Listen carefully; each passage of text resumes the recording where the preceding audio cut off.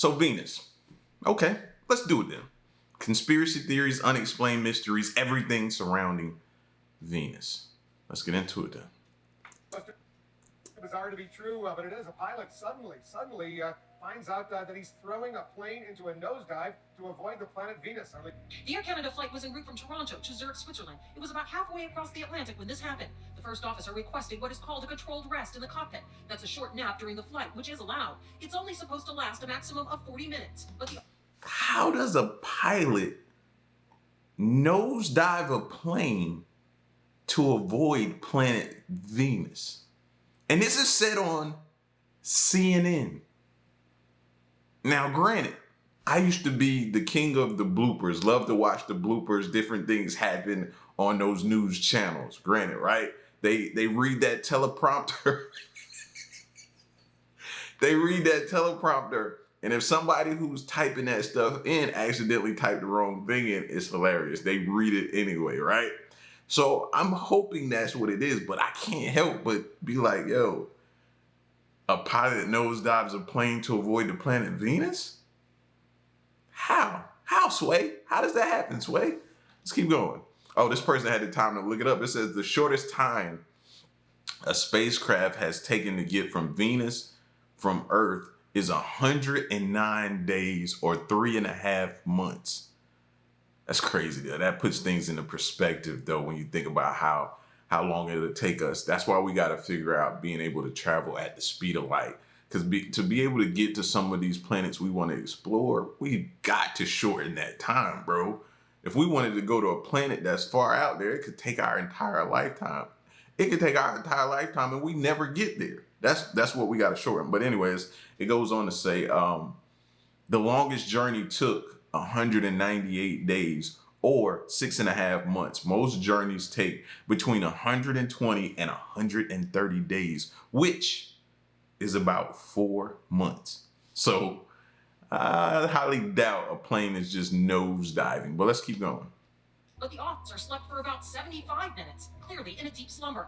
When he woke up, the captain mentioned there was a U.S. military plane in the vicinity. The first officer, disoriented, looks out and sees the planet Venus. He thinks it's the other plane and it's headed straight toward them. So he rams the control stick forward. The plane rapidly nosedives. The captain, realizing what has happened, pulls the plane back up. Passengers in the back who were sleeping at the time are suddenly woken by the shaking and being tossed around.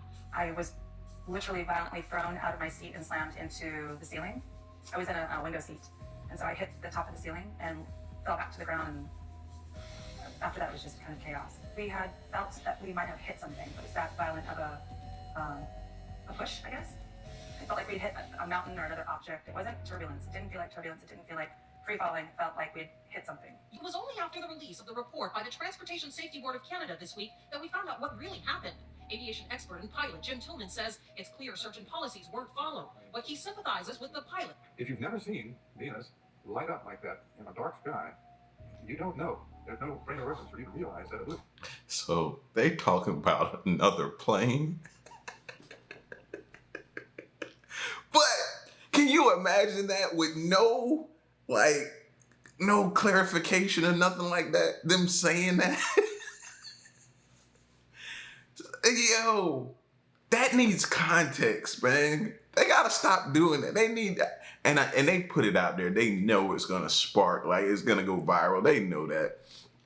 Like, come on, man. You might as well say it hit Mars if you was gonna go that far and just let that play out. Then take it all the way. Don't halfway do it. Just like the light on the front end of another airplane. That is just an up-close picture of a steak. What?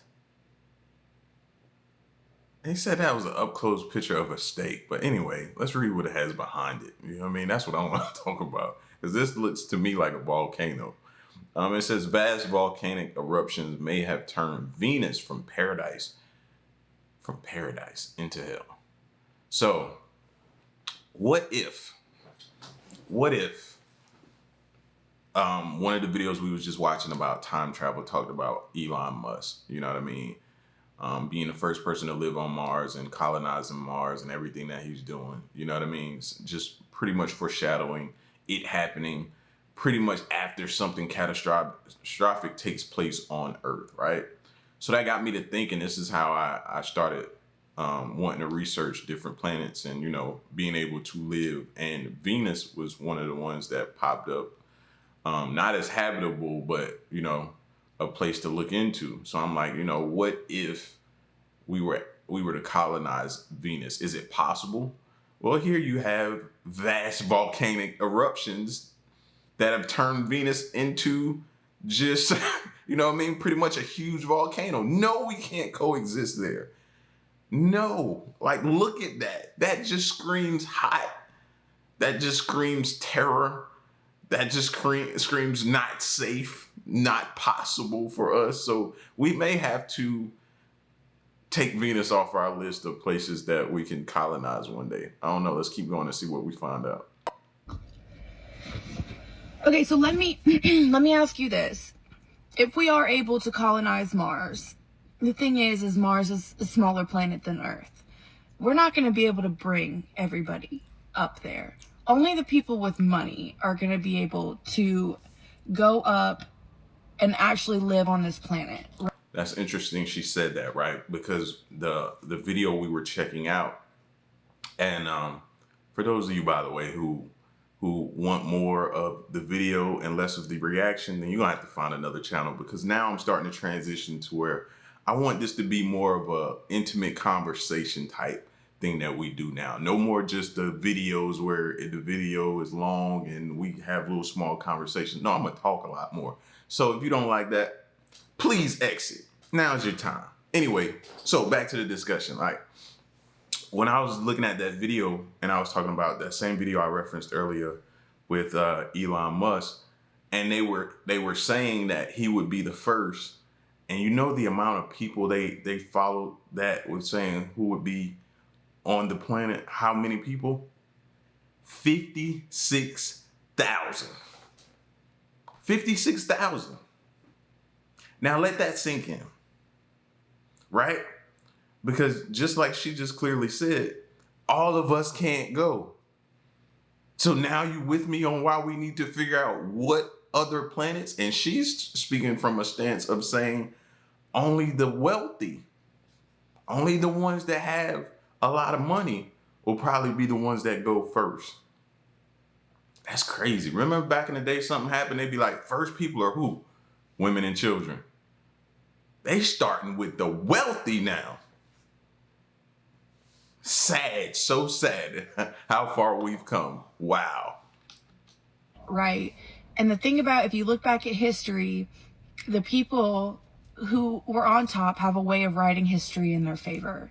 And would you not want to hide the fact that you just left millions of people to die on a planet while you and your niche group of friends were able to make it to the new one and write history however you wanted? Who's to say that that didn't happen with Venus?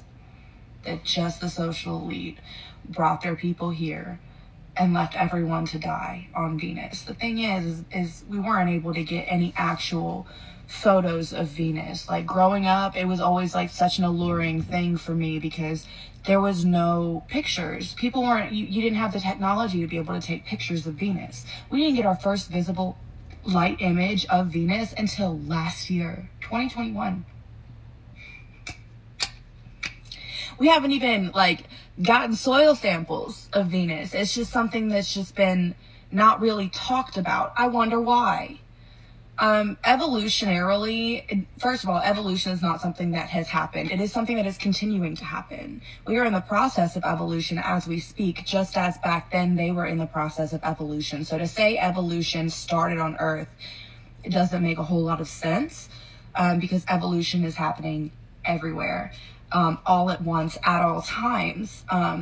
And I don't really know what else to say. I know that we don't have any science to back it up, but think about how the came to America and completely destroyed all indigenous culture. Those indigenous culture held culture that was deep, that was rooted, that was, you know, if we would have actually opened ourselves up to the idea of, okay, what do they know? We would have gotten a lot more information of what even happened before they were there, but we won't know because we just killed all of them. How many times has that happened? There's no way to take technological advances with you every single time. I don't, I'm gonna have to think of a better way to phrase this, and I'll post a video on it. So for the longest, right, I was on this kick and this wave of just research, looking into ancient history, a lot of different things, you know what I mean? Their technology, how they built things, what they did.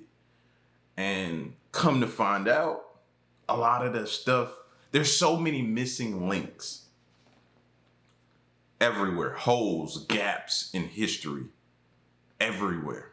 You know what I mean? We don't know how they did certain things. Those are the answers, I think, to the test.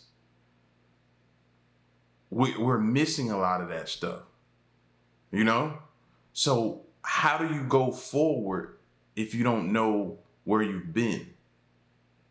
Old cliche saying, but it actually means a lot to me in that sense, right? How do we know? How do we figure out? How do we, know where we're at in this so-called thing called evolution and stuff like that? We could have completely had ancient history, everything that they did and they went place, then it disappeared and we started from square one. So we're not too much farther along than they are, in a sense. So I don't know, man.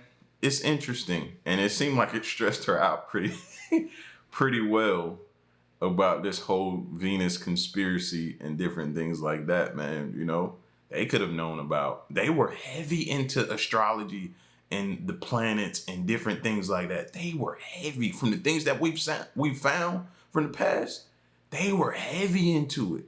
So they could have been on what we're trying to figure out. They could have some of the answers that we're looking for. So I don't know, man. I think it's interesting, and what if the answers we're searching for the government has, honestly? You think they'd even tell us? Ever? You think they know already what planets they would go to if something catastrophic hit? Who they would take? I think there could be some truth to that. I think they could possibly know which planets they would go to, who would they take. And they don't want to put that out there or want that to get out because that would cause panic and that would make them look a certain type of way in the light. So it's contingency plans out there, bro. It's a contingency for the contingency. You know what I mean? Salute to Elon for being vocal about what he's trying to do. Now, has he given us all of his plans? I don't think so neither. I don't think so either. I think they give us and spoon feed us what they want, So that's why it's important for us to figure this thing out, bro, and catch on to what they're doing. There is an official FBI document stating that Nikola Tesla, may be from the planet Venus. Again, I don't say these out-of-pocket claims without actual proof. If you look at the bottom, it says vault.fbi.gov. You can search this up. So this article came back out in 2020. When it first came out, I was like, this has to show in the natal chart, for sure. And astrology never disappoints, literally. His first house, who he is, the body is the first house, is ruled by Venus. 1. And that's because he's a Taurus rising. So not only did I see that, he has Uranus in Taurus. Uranus rules unexpected things out of this world in the sky, literally.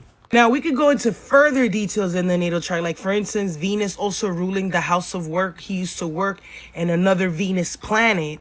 But I think this theory is a lot better. Well, look at the 8th house. The 8th house rules Sagittarius, okay? That's the 8th house of death. So when he leaves, Jupiter sits in his 12th house. The 12th house rules another dimension. It's the human subconscious mind, literally. And its co-ruler, Neptune, the modern ruler, sits in the 11th house of the sky. The 11th house rules the sky, okay? So that means that when he is done here on Earth, he is, unalived, and he moves on, he goes to another dimension in the sky. I'm like, wow. She gonna have every person that sees that sign or think they're Taurus or whatever. She gonna have everybody thinking they from Venus or something like that. What are these charts, bro? I've never seen this before. I ain't gonna lie, I want her to read mine too. I'm a Libra. So what does that even mean? What is it even saying about me? Am I from Venus? Do I get my knowledge or different things like that from the same place? Like this is I've never seen nothing like that. A chart that is reading the zodiacs in conjunction with where I don't even know how to put this together, man. I feel so lost and out of touch. Y'all making me feel old with this right here. So did Nikola Tesla receive his knowledge from Venus or something like that, or from a planet or something? What is they saying? I'm confused. Moving on. Venusians come from the planet Venus, also known as the morning star. Venus is about 154 million light years away and the second planet closest to the sun. Some astronomers call Venus Earth's physical twin, while others believe that it's also Earth's spiritual twin. Venus is said to be a beautiful, lush, green planet with healing waters that also communicate. Venusians are very connected to their planet and each other, and they tend to prefer a more communal, community-based type of living style. Venusians are largely humanoid and can be anywhere between 6 to 8 feet tall. They have this bluish, greenish skin with gold highlights and tend to wear these gold adornments that tell their personal story. I've never seen Avatar, but I've seen like the previews and different things that come on the TV to show the movie up and coming. And that's what this reminds me of a little bit, low key. I ain't even gonna lie to y'all. I get like Avatar vibes from this. Largely humanoid and can be anywhere between 6 to 8 feet tall. They have this bluish, greenish skin with gold highlights and tend to wear these gold adornments that tell their personal story, like their lineage, community, self-history, things like that. So if Venus is volcanic, very hot, possibly toxic atmosphere and different things like that, if we're gonna see blue people come from that, is what y'all saying? Just balance it out. If y'all gonna tell me this type of stuff, just please balance it out. Make it make sense to me. You know what I mean? I'm not asking for much, I don't think, but make that make sense. The things we're seeing or hearing about Venus is high temperature, volcanic activity, different things like that. Possibly a toxic atmosphere, but blue people come from that or arise from that. Not saying it couldn't possibly happen. I just wouldn't expect that, but keep going. Venusians have been helping out on Earth for millennia, and they work very closely with our governments as well as the cities of inner Earth. They've also helped with technological advancements for civilizations like Lemuria and Atlantis, and influenced teachings in India and Egypt and other ancient civilizations. I call Venusians the creative givers of the star beings. As starseeds, they embody the characteristics of the divine feminine, no matter what gender. They are sensual, creative, intuitive, confident, and compassionate people. Why I feel like she's describing women? What was that book, Men Are From Mars, Women Are From Venus, or something like that? Why I feel like she's describing that book to me or something like that, man. Also, like these planets, right? Do y'all think that they are inhabited and they just been telling us they're not for since forever? How do y'all feel about that? You know what I mean? 70 species of possible aliens here on this earth. Possibly 70 species, right? You don't think one of them possibly came from Venus? Maybe? Even a little mysterious. They love nature and are drawn to islands or the beach or just really lush green places. They also have a strong interest in metaphysics or divination, astrology, or just anything that can allow them to be of service to others. They tend to be drawn to careers in art, in music, justice, so maybe politics or community outreach or community activism, the Peace Corps or nonprofit work, Habitat for Humanity, anything where they can do charity work or give or be of service to others. They stand up for others and for what they believe in and have very healthy boundaries and pay attention to when they are being taken advantage of. They're highly clairsentient or empathic and tend to value their inner world as opposed to their outer world. They don't care too much for material things. They can also be seen as flighty or non-committal. They don't really like plans. They could change jobs a lot or just be seen as a free spirit. Outwardly, they present as fun, charismatic, and spontaneous, but really struggle with feeling loved for who they truly are. They may not share their deeper, more intuitive side with many and could have a lot of surface level acquaintances, but struggle with more meaningful relationships. Venusians come from the... I ain't gonna lie, she kind of sold me on it a little bit, bro. When you hear a life that seems more, I don't know, man, it seems more conducive to who you are than the one that you're currently in, you start kind of being drawn to that. I ain't gonna lie, she drew me into that. You know, it sounded like a place with no war, no fighting, no arguments back and forth, stuff you ain't gotta deal with, you know? I ain't gonna lie, she drew me in. But if you've heard anything in the past, right, they kind of always refer to Venus as like Earth's twin, right? Kind of like Earth's twin in relation to its size, different things like that. So while I'm looking at it as a toxic place, when she makes these comparisons to certain good components of Earth that we see in some places, like Earth is not all bad. You know what I mean? We just highlight the bad because when it happens, it's the worst of the worst. We see a lot of bad things, but there's also a lot of great and good going on our planet as well. So we can't sit here. I can't sit here and make it all sound bad. So when she talks about different things, it kind of takes me to those places. And then you start thinking about, you know, Earth's twin, different things like that. So it could be that. Who knows, you know? If the lady that was in the last video said we didn't start getting images of Venus until recently, then maybe, you know, it could be better on there. We just have to continue to find out. Maybe they're blue people coming from the planet Venus.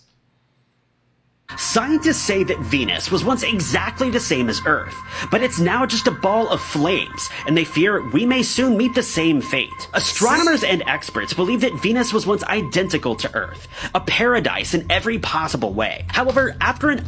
Now, this is what I've been hearing. This is what I was looking for, and this is what I was saying the reason why we had to take it off our list.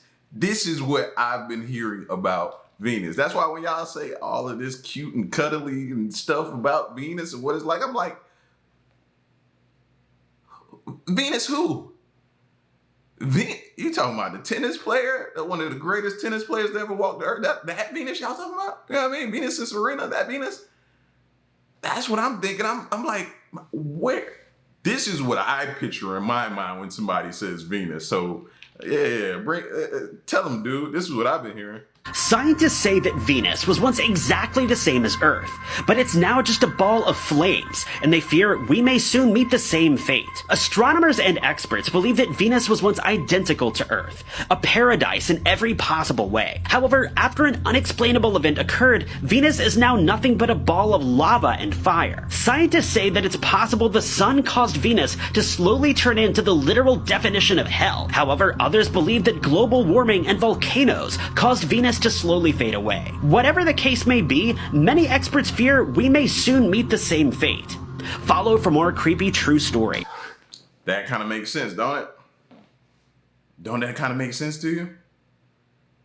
The twin, our twin is pretty much foreshadowing our future. How many volcanoes, eruptions have you seen? Don't it seem like a lot recently? Maybe it's because we're paying attention more. We have social media more, so those eruptions go viral, the news and everything like that. You hear it a lot more. Earthquakes, different things like that. Does it seem more active now than it did in the past? I mean, you're hearing about the ones in the ocean more now. Those going off. And what if one of those just erupted? What would that mean? To me, this seems more probable that we're headed towards what Venus is now, pretty much a ball of fire. That's what I've always been told. And I ain't trying to make it sound like, oh, doom and gloom or nothing like that. We're just speaking about Venus because we need to start figuring out what planet we're going to possibly go to. So Venus, I think we're going to have to mark that one off, y'all. That one's going to have to go off on our list. Y'all let me know what's next. Y'all get at me in the comment section and let me know what you thought about tonight's discussion. I appreciate y'all for allowing me to have discussions more now instead of just more videos. I like to have discussions now. Let's talk about it. It's your boy L, man. Y'all stick around and stay tuned. Till next one, I'm gone.